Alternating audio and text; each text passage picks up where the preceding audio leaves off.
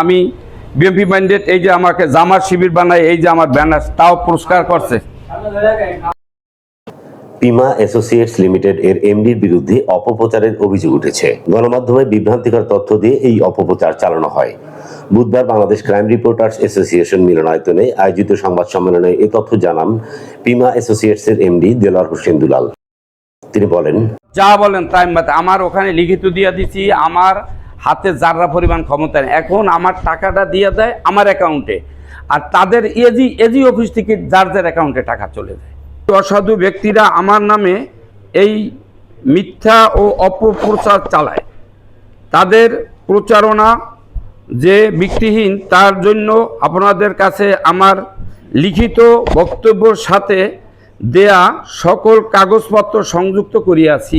আমার বিরুদ্ধে সম্পূর্ণ মিথ্যা, ভিত্তিহীন, বিভ্রান্তকর এবং কোনো প্রকার যথাযথ যাচাই বাছাই ছাড়া প্রকাশিত সংবাদে আমার ব্যক্তিগত, সামাজিক, পেশাগত সুনাম মারাত্মকভাবে ক্ষুণ্ণ হয়েছে। বর্তমান পরিস্থিতি আপনাদের কাছে তুলে ধরলাম। সম্মানিত সাংবাদিক ভাইয়েরা, আমার এই তথ্য যাচাই বাছাই পূর্বক আপনারা টেলিভিশন পত্রিকা খবর প্রকাশের জন্য অনুরোধ করছি।